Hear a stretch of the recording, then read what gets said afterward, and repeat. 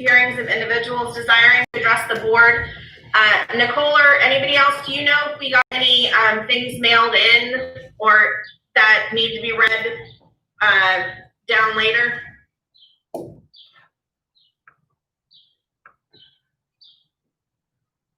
I have a comment from Jill Lutz, I guess the teachers union. Okay, I have that one. So okay. When we got to district committees, I'll go ahead and read that. And if something comes in at some point, please let me know and we'll include it. Okay. Going on to 2.0, consider approval of consent agenda. Can I have a motion to approve the consent agenda? I thought I'll make a motion. Second, Patel? All those in favor? Aye. Aye. Passes 4-0, and just to let people know, Miss Ariana is not present tonight because she's ill, unfortunately. Okay, 3.1 is reports from district organizations, councils, or committees. So I'm going to go ahead and read the letter that Jill sent in. I can't get everybody up. Dear board members, the SRTA has worked very hard in the last 3 months finishing up this extraordinary school year. Teachers are tired. We have closed the grade books for the 2019-2020 school year, and we're ready for a well-deserved summer break. One concern that recently came to our attention is the health coverage from McSig. We have had several teachers who have worked for this district for several years but have had to resign for various reasons, including family obligations. However, up until this past year, resigning teachers were always covered with health insurance through June because according to the district adopted calendar, teachers' contracted workdays ended in June. This year, because we did not work in June, the resigning teachers were stunned when they received notice that due to McSig policy, their healthcare coverage would end on the last day of May, 2 days following their last contracted workday. Fortunately, with a great deal of effort, Becky was able to work with McSig and get those teachers health coverage until the end of June. However, for the next year, we may want to look at our 2020-2021 calendar and McSig policies to avoid these kinds of scary and unplanned surprises next year. The negotiations team will meet with the district negotiators tomorrow to further discuss the consequences of the board policies that were approved for a first reading 2 weeks ago. While we are not working towards an MOU at this time, we are trying to create a mutually acceptable board policy that won't be mandatorily subject to bargaining as per EERA. Since there are several scenarios that policymakers, health experts, and local and state politicians have created for an August school reopening, SRTA will work with the district to create an MOU to address remote learning, remote teaching, and distance learning as we get a clearer picture of the new school year. Finally, due to the shelter in place, SRTA was not able to hold elections with secure secret balloting, and therefore we will be following the CTA guidelines for local state emergencies, which preclude local elections of union executive boards. Elections for our executive board will take place within 45 days of the lifting of the shelter in place order. But in the meantime, Vice President Kate Stover will be the very capable interim union president. As for me, upon my retirement June 1st, I will sorely miss working with the teachers, the administrators, the staff, and the trustees in the Santa Rita Union School District.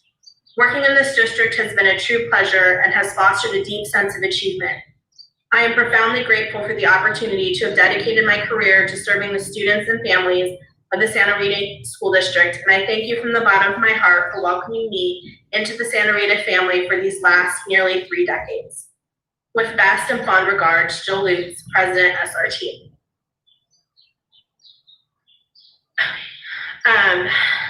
So moving on from that, and I will tell you that actually really teared me up the first time that I read it, because Jill has been such an asset to this district, and I'm so grateful to her for all of her service.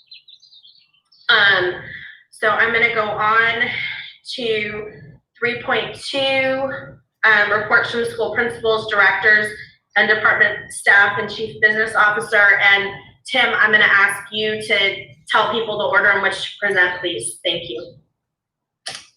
Sure, we'll start with Chuck Helm with Nutritional Services. Hi, good evening, everyone. Only a few things from our department right now.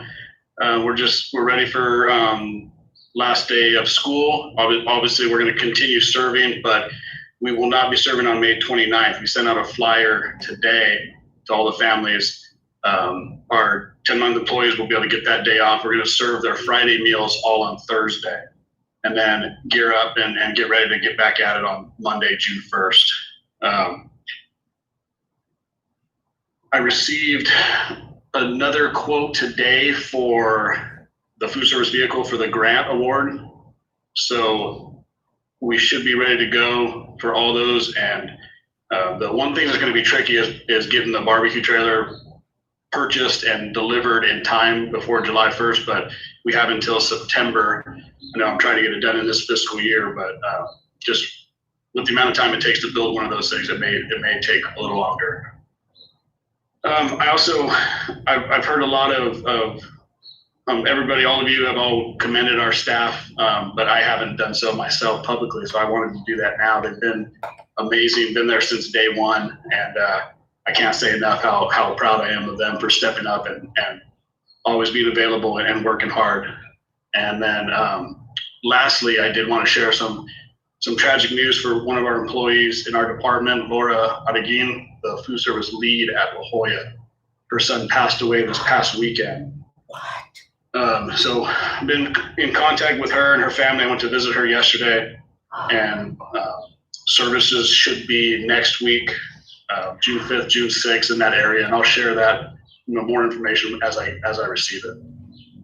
So that's it for me.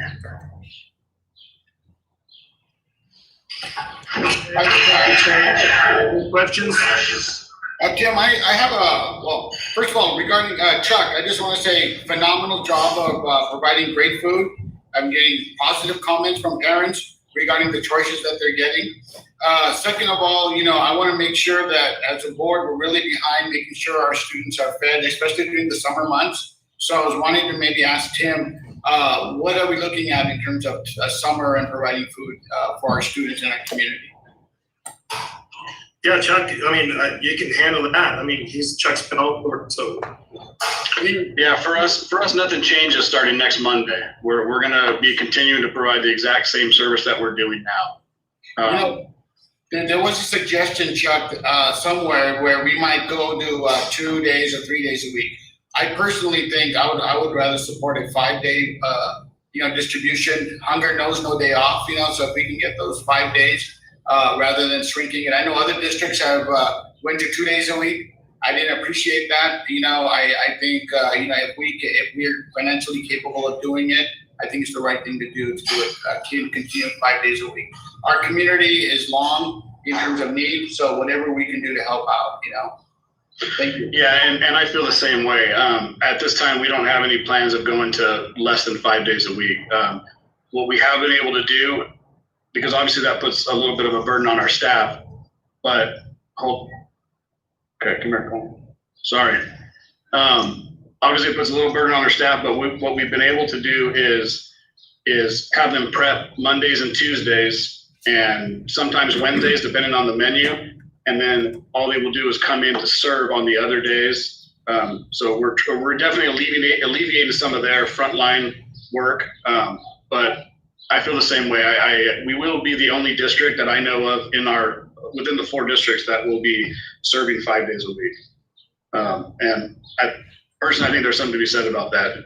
When you can give them 5 days worth of meals 2 days a week, but chances are those meals are going to get eaten all in 1 day or in those 2 days. So yeah, we will continue to provide 5 days a week. Thank you very much. And just to give Chuck a little bit of a heads up, we had a conversation with CSEA yesterday, Becky and I did, and we're going to be entering into some type of side agreement, an MOU or side letter that's going to allow us quite a bit of flexibility.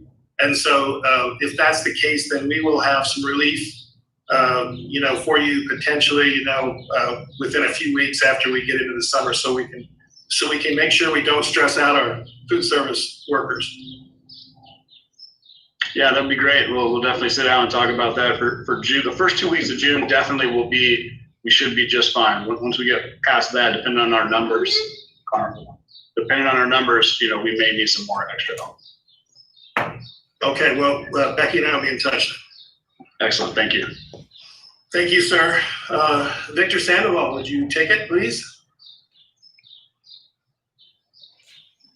Sorry, it just takes me a quick second to turn on my mic here, but good afternoon to everybody.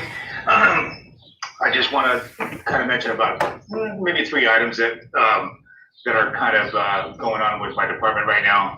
I want to say that, with the district office, we do have clearances and everything, and so we discussed the finishes that are happening and the fixes that are going to be taking place on this building. And so we should start here shortly, and we're probably looking about a 3-week window time before we could actually move in. Good news, today the state allocation board actually met, and about 4:45 this afternoon, we were awarded the grants for the Esperana funding, which was $3.593 million, and the Bolson Knolls, which is 1.558. So that's really good news for us. We could actually do the apportionment for the purchase of the land and the start of the architectural design of the Esperana, or the new school that we're looking at doing. Other than that, the other good news is that our bus is actually going to come in a little bit sooner. So we're probably looking at having the new electrical bus in our hands by early August instead of September or October. Any questions? Not in regard to what you just said, but I just want to say from the Friday letter that I really appreciated the work that you've been doing following up on the solar, because that's just been such a long-term project, and I really appreciate that even though we're not at the end, that steps are still moving forward in terms of getting that completed and the way that we wanted in the beginning. Well, the one good thing is that now we understand where the problems are at. We understand and we have a vision of what we need to fix. Unfortunately, it's not an easy fix, but I think that by next year, we're going to be producing much more power and getting our PPA back on board on where it's at. Like I mentioned, we are getting some rebates right now because our contracts are based on battery availability, number one, which we're probably getting some money here real soon in about a month. And by October 2021, which is our true-up in our contract with the PPA provider, we should probably see a lot more there.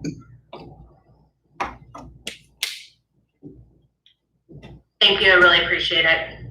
So just a couple of things on that. Number one, when it comes to the power purchase agreement with the solar, the money that Victor's referring to is the offset for our PG&E bill. Because as the solar panels go down and the inverters haven't worked and those things haven't produced, our PG&E bill has risen. And so what the rebates are is for that difference between what we were supposed to be getting and what we're being charged. So we in other words, we're not going to be paying them. They're going to rebate us money that we paid them, but we didn't get the credits from PG&E because of the inoperative system. The other thing was a minute ago, Victor touched on the Bolson Knolls grant. Well, I just want to go back and kind of refresh our memory on that. That was a project that was done in 2016, 2017 with the science buildings. So we fronted the money for those, applied for the funding under Prop 51.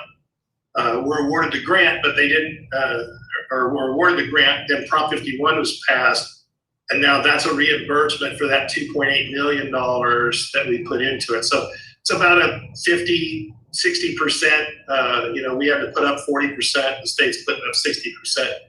We put up 100% back in 16, 17. This is just simply reimbursing our budget for that. So it's not a new project. I just want to make sure everybody knows there's not a grant for $1.6 million for a new Bolson Knolls project. And that's all I had. And so, Nadine, how about you? Thanks, Jim. Good evening, everyone. We are working on solidifying the ESY details. It's gone very well. We've had 2 meetings with the people who will be working on that project, and we will finish up on Monday. My colleague Peter Fleming will handle those details as on top of everything else. I've been summoned for jury duty next week. So, just keeps things interesting and exciting and allows me to remain adaptable at all times. But ESY is looking good. We're going to have, I wouldn't say a significant amount of families, but enough that we need to have a program and we need to have it available. Even if a family that has a student with disabilities changes their mind on June 12th, like, hey, I want to get into this. So that's going very well. We have a good staff for that.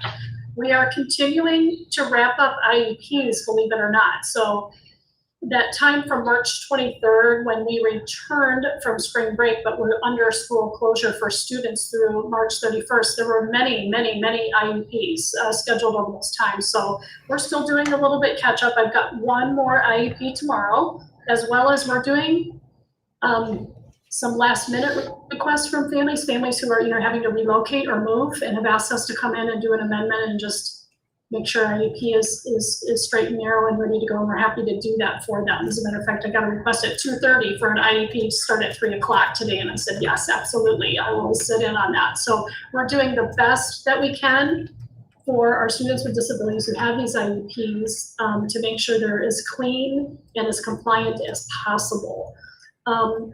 So we will continue working on gathering signatures. E-signatures for them are working out fairly well. I've got some pretty brave employees just jumping in and trying it out in safe parameters with their site principal or a colleague, and then sharing that option with families. And we know we have to become experts in that because I don't see virtual IEPs or e-signatures going away anytime soon. So I have been really promoting with my department these last 8.5 weeks or so, or 9 weeks. It's a safe training ground for us. Let's use it as a safe, great training ground, learn from our mistakes, learn how to improve so that when August gets here, we've really got the system down. And they're doing a great job considering you get so many new items thrown at you every week. So we're really pleased with that. We're also maintaining spreadsheets in my department to track IEPs that we need to obtain signatures from yet, as well as students who were up for an initial or a try during this time, as we can't assess right now and we're not getting clear guidance yet of what assessments will look like in August, but I anticipate by the end of June, we'll have a better idea of what assessments will look like for special education when August arrives. So we'll keep at that. Next week, if I don't get called to a jury case, I am going to start digging into some hiring. So I've got a couple positions open at SDC, I shouldn't say I do, our department does. And so we have a position open for an SDC middle school teacher, as well as SDC preschool. Both of those teachers have been wonderful and a great part of our team. They will be relocating for family reasons. So I certainly wish them both well, but I'll start reviewing candidates and start looking to fill those positions. Doesn't sound like much, but it seems like I'm working a lot more than just what I just talked about. So if anybody has any questions, I'm happy to answer them.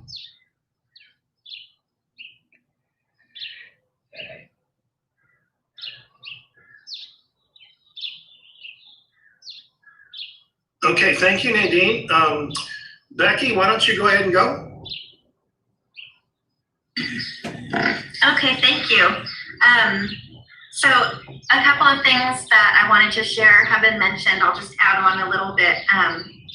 Jill mentioned the MOU that we were able to do with SRTA regarding the summer coverage through June 30th for health benefits for teachers who are leaving our district. When the calendar was changed for the school year to end in May, the intentions were good. It had to do with the STRS service credit, but the unintended consequence then was the default that MCSIG offers for terminating the benefits. So with some work together with MCSIG and with SRTA, we were able to create an MOU that would allow the teachers who are leaving to have those benefits through June 30th as they normally do, which is a win-win. And we have agreed in that MOU to negotiate that so that regardless of where our calendar falls next year or beyond, we can continue that same coverage. So that was a great result for that. We have had good communication with CSEA, as Tim mentioned briefly, and also with SRTA regarding just preliminary plans for reopening. I know Tim met with SRTA. He and I met together with CSEA, and Melissa and I have had some ongoing conversations with SRTA regarding some other issues. So that communication has been really helpful, and we look forward to continuing that. And finally, negotiations are continuing tomorrow with SRTA. We will be discussing the board policies and also continuing to talk about articles that have been in negotiation for the last couple of months.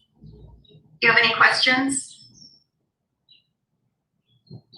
I just have a comment, two of them. First of all, I want to commend you and the staff for working with SRTA to resolve an issue of medical coverage for our retirees. And so I'm glad that we worked very closely, and it got done relatively soon.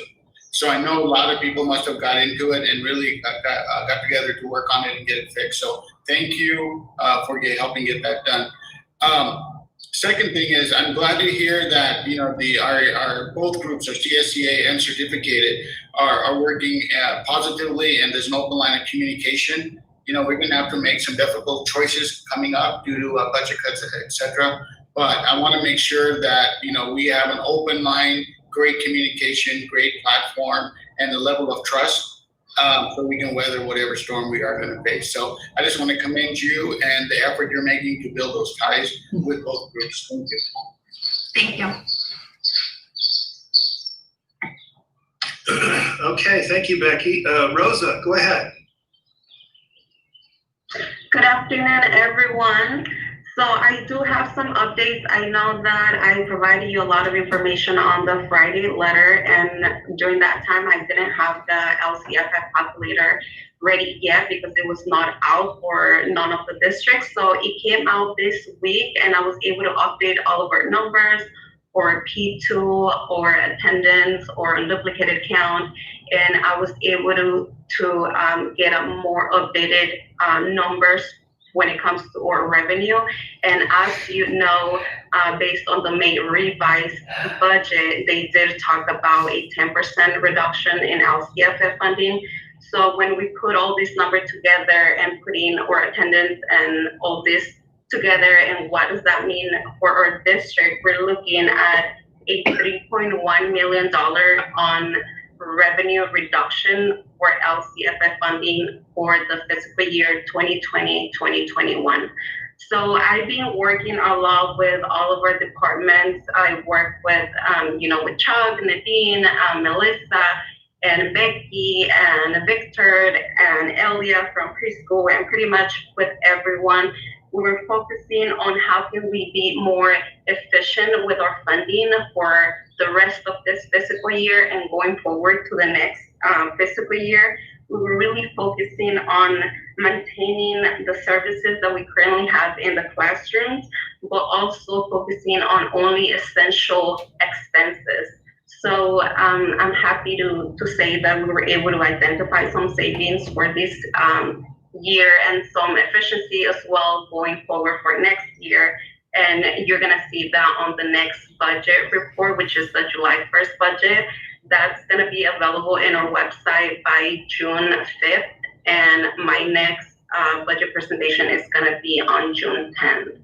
So if you have any questions, please let me know. Thank you.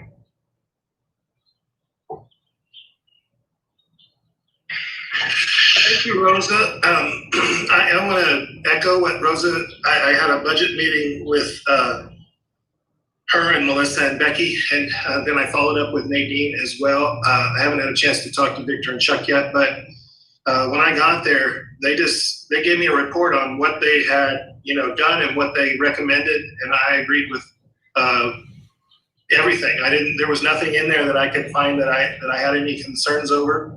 There was a focus on as Rosa said, becoming more efficient in other areas, making adjustments to our supplies and our services so we could maintain services in the classroom with our certificated and classified staff. And we're going to need all hands on deck to come to a point where we can meet the needs of our students in the fall, because we don't know what we're going to be up against. And so it was a great job by everybody, and the fact that we can move forward with some cuts and a manageable and respectable hit to our reserves to cover some more and still maintain a reserve for uncertainties, because we don't know what next year's gonna, all we know is what we're being told now is projections, but we just don't know the reality.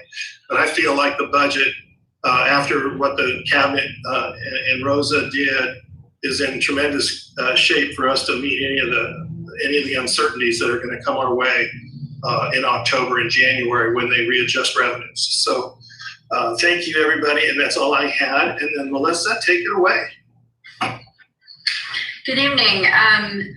Well, we're closing out our last week of a very unusual school year for everyone. We're saying goodbye to some people who are retiring and leaving us and are moving on to other places, and planning on what is a very unusual start to a new school year. Yesterday, I sent out a fall check survey to all of our staff, including our classified, certificated, management, to get some ideas about how they're currently feeling, about the situation, about how they're working, and what kind of information they're getting and what kind of information they need. This is going to be an ongoing survey check as we move forward. It gave me some real indications just looking at the preliminary data that's come in. This afternoon, we had 179 responses of our employees, so we've got quite a few more to come in. The majority of our employees are doing okay with working at home or splitting their time between home and work site. But indicating that, you know, it's a different kind of stress that we're seeing for people, as well as, you know, clarifying the need for information. And I know that some people felt like they're not being told everything that we may know, but the reality is there is no new information. And so what I think we need to do maybe is just address that in our communication and make sure that we're letting people know that when we receive new information from the state or the county, they're receiving that information in as timely a manner as we can possibly get it to them. And I am certainly not going to plan what educational services look like for the upcoming school year without a sound base of teacher input as the people who are going to have to execute whatever plan it is next school year. So we'll be working to get some representatives from both certificated and classified from our school sites, as well as our ancillary services like food services, transportation, to help build our plan for next year, which actually may be a couple of possible scenarios based on information we finally, hopefully, will receive from the state in terms of instructional minutes, all of those things, what our requirements are from the health department, and how we can move forward in the best interest of our students first, which the initial survey results really indicate that the majority of our staff understand that. And I just really want to iterate that they need to have a high level of trust and confidence that we'll pull them in and help build a plan for what works for Santa Rita.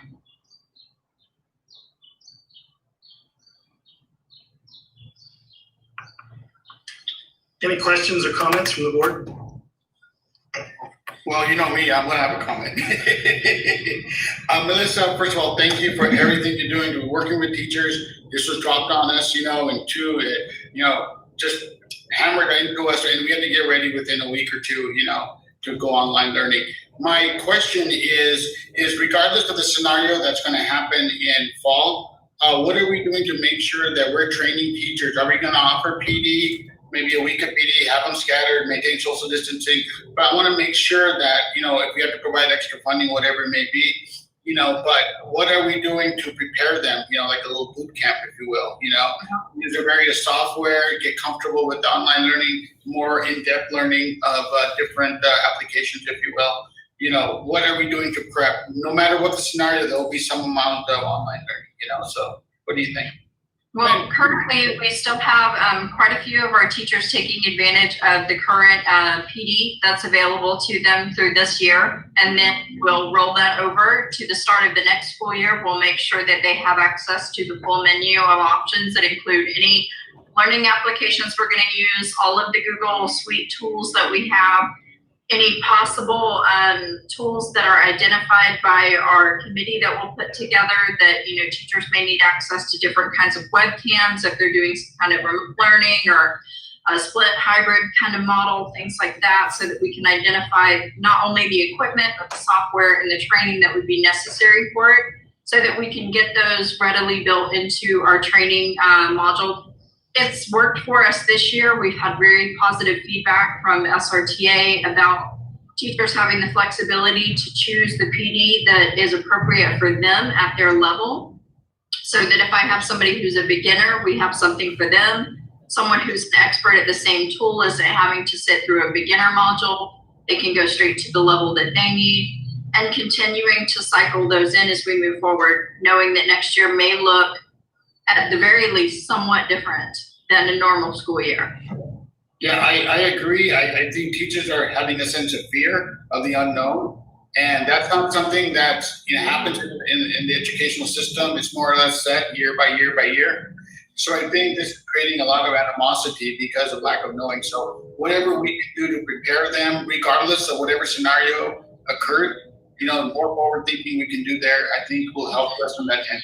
So Tim, whatever funding we need to do, I'd love to talk about it as a board, but I would like to see maybe a more intensive preparation program for teachers before school starts. That's it. Thank you, Neil. Anybody else? Okay, thank you, Sarah. That's it for the cabinet. Talking with my microphone off. So we're gonna go on to board reports. So Jacob Sandoval. Nothing to report. Okay, Mr. Patel. I just want to thank all of the elementary schools and middle schools in our district. They're doing a phenomenal job doing promotion ceremonies, drive-throughs. It's been phenomenal. I went to the La Jolla one the other day, and let me tell you, you could see the pride of our community come together during these different circumstances, if you will. And they're making the best of it. They have our signs out there, Bolsa Knolls, Gavel in View, and individual people's homes. So I think we're handling that very well. I know BK is coming up this week. I think for me as a board member, the one comment I want to make is the fact that, there's a lot of fear, not only in terms of change of technology and how we're going to get out the education, if you will, to all of our different segment groups, kindergartners, seventh graders, et cetera. The other fear is the financial fear that I'm hearing from a lot of teachers and a lot of staff members. And all I can say is this, as a board, we have a shared vision. As a board, we have shared growth. And as a board, we look at shared challenges. And when we come to those things, there are times when we also have to have shared sacrifice. But that word shared has been consistently part of this board for as long as I've been on it. And I think Elba would probably agree, sacrifices were made also by the school board members of not getting paid a penny for what we do. So I want to make sure that message is spread out and continued through all of our stakeholder groups that, we have this shared compassion and shared servitude, if you will. And I hope that's what guides us through the next difficult years or years to come. Thank you. Ms. Hargy Saldana.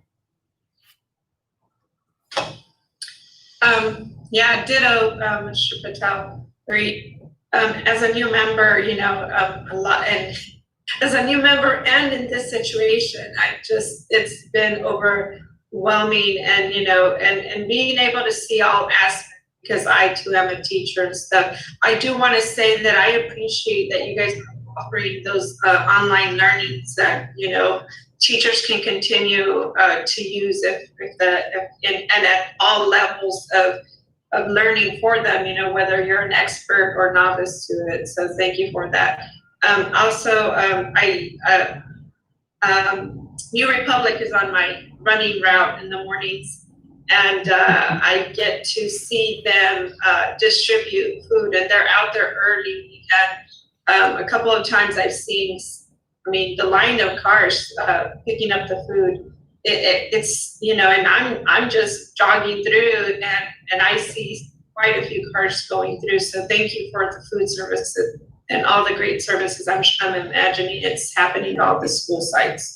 So yeah, and I can see also through some of the social media that a lot of the schools are doing a lot of recognizing their students and their hard work and their valedictorians and all of that. So thank you to all the staff that's putting all the effort to make that happen. And I hope and plan to be there on Friday for BK. I'm very fond of that school. Thank you. And, you know, I just want to add my thanks to everybody. It's my expectation that people in Santa Rita go above and beyond, but that expectation is always met, that I'm consistently impressed. So I'm going to go on. Tim, superintendent's report. Well, I just have a couple of things, and mainly, you know, at the last meeting, you know, I said I was going to reach out and start working, meeting with the SRTA site reps, and then whatever was issues that dealt with things that were part of working conditions, we immediately moved over to the team that's doing negotiations to keep those separate. I met with SRTA for about an hour and a half and got some tremendously valuable insight into things that we're going to need to address, which is like the younger students, you know, our transitional kindergarten, first grade students. How are we going to meet their needs in this new paradigm that we're in? So that's all being considered and worked through. And it was all because of input and a lot of anxiety and a lot of fear. That's obviously justified, and how do we address that? How do we meet the needs of our faculty and our classified? And then we met. Becky touched on it. We met with our CSEA, and they're tremendous. We're literally working on language now for an MOU that'll flex our paras and our classified staff to be able to respond to needs as they come up throughout next year, without having to continually go back and get another agreement on each individual job description. And it's going to be a tremendous help for us to meet the needs of students. And we're committed to making sure that we work within a reasonable parameter on that, and we would not abuse that, you know, and cause a problem with either one of our unions. So we're just looking forward to continuing our negotiations with our certificated, because we're going to get there as well, I'm sure. And I'm really proud of both of them, proud of our negotiating team and both the classified and certificated negotiating teams.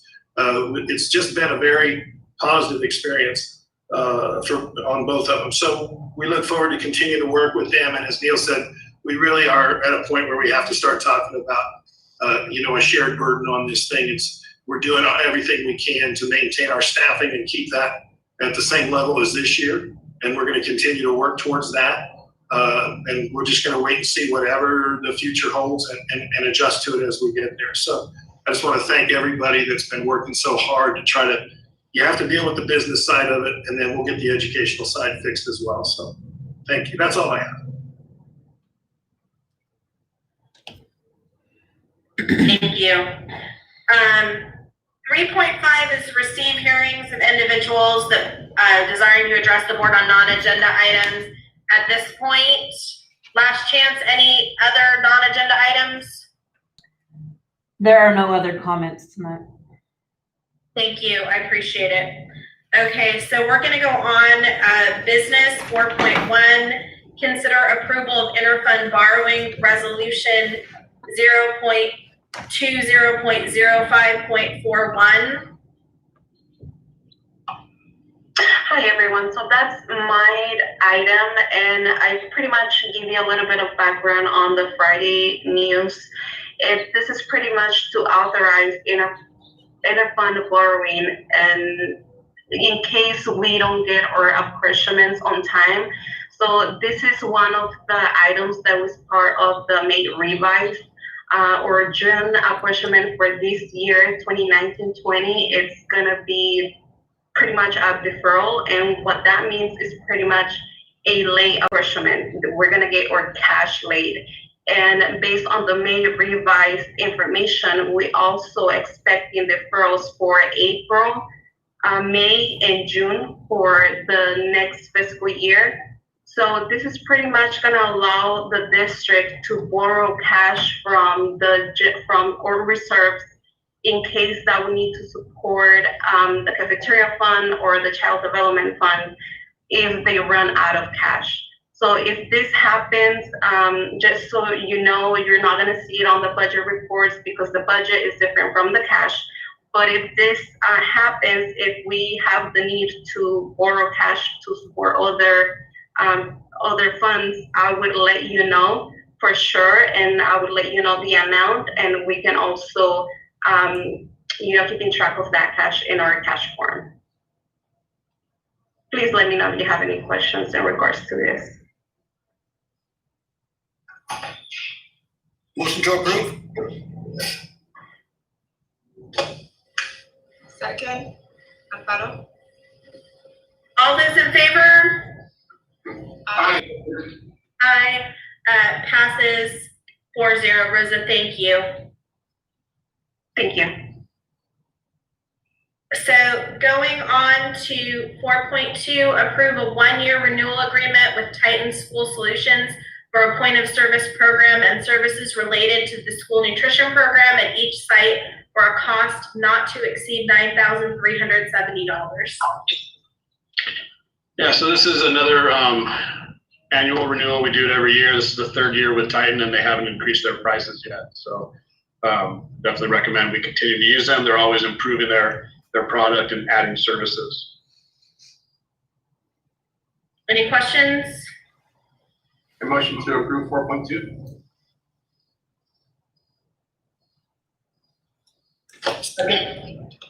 All those in favor? Aye.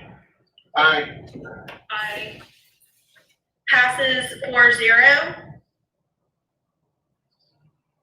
So going to 5.1, consider approval of resolution number 20.05.53. And I mentioned at the beginning of when we adopted the agenda that under the background, there was the resolution number just listed under the background was MD. So we actually amended that before we adopted the agenda. So that problem has been taken care of already. Thank you. And this resolution is regarding non-reelection of a probationary employee, following suit with the ones that were done earlier in the year. This is directly related to a credentialing issue. And so after communication with the teacher, it has not been able to be resolved. And so we are moving forward with the recommendation to do a probationary release. Do I have a motion? Motion to approve 5.1. Second. All those in favor? Aye, Kevin. Aye. Aye. Passes 4-0. Uh, 5.2, consider approval of the memorandum of understanding between the Santa Rita Union School District and Santa Rita Union Teachers Association regarding extension of health and welfare benefits through June 30, 2020. As I discussed in my report earlier, this is the first year that the calendar has ended for our 10-month employees in the month of May, which would have, as an unintended result of that, ended their benefits at the end of this month without additional language or an agreement between SRTA and the district to extend those through June 30th. And so we are entering into that agreement and also agreeing that we will negotiate the terms of our health insurance coverage for certificated employees during our current negotiations. Thank you. I have a motion. I make motion to approve. Second? All those in favor? Aye. Aye, passes 4-0. Okay, to 7.1, approve MCOE MOU for special education rollback 2020-2021 one-year agreement. Yes, thank you. This is, occasionally there are changes to the Build Back agreement. MCOE provides us with a resource of having access to regional programs as needed for students that we are unable to serve in our district programs. Whenever there's a change to the agreement, it needs to come back to the board for approval. If it remains the same, it continues to be a consent item. I believe I provided a summary along with the MOU that very clearly outlines the changes, but in a just quick kind of overall summary, the MCOE Build Back is moving more from a prorated model to an actual instructional day model and the actual minutes that are services that are being provided to students. In the past, it's been prorated, averaged out, and I think for many years, including myself as a former administrator in another district, there were always concerns if prorating and averaging was really the best way to build districts versus actual services and days that services were provided. So I think it's a very wise revision for the Build Back, and I think it certainly helps districts plan much better in financials for special education Build Back. Thank you. And I'd agree based on previous experience that an itemized list is a lot better than an average. And I think it also gives you the opportunity to look at that list and see if are there things that a district could be providing that, were being provided by the county at a cost that we might not want to pay. So are there any questions? Okay, can I have a motion to approve? Motion to approve? I second. All those in favor? Aye. Aye. Passes 4-0. So we are down to future meeting agenda items. Board members, is there anything specific you would like agendized, not necessarily for the next meeting, but just in general?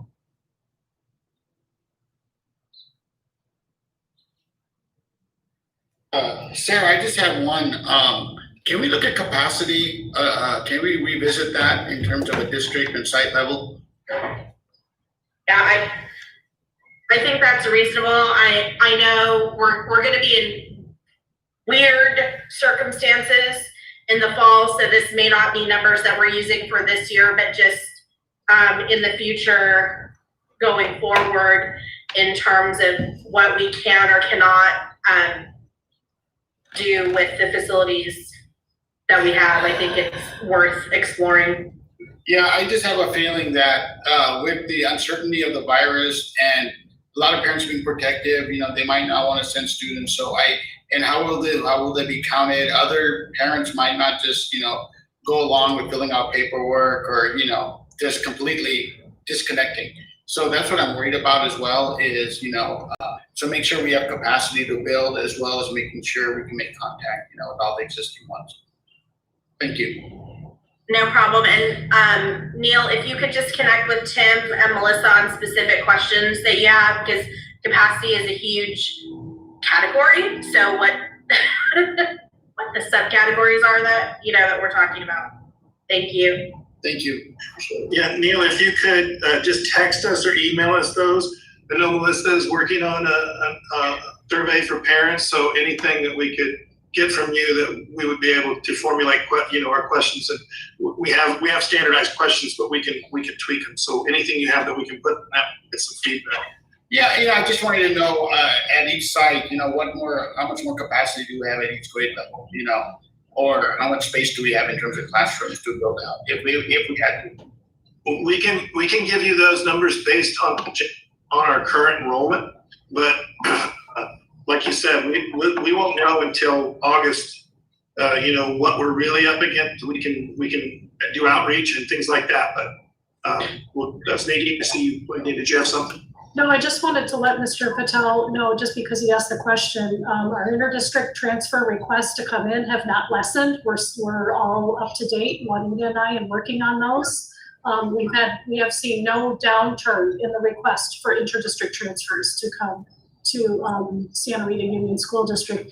But also, the last board meeting, I spoke about working with A2A to pull a report and get some numbers to see, to send communications to families whose students who had engaged 5 times or fewer in distance learning. And Nicole Jensen helped me a lot with this, as well as the principals. And when we compiled the information together to send it to A2A, it was about 4%.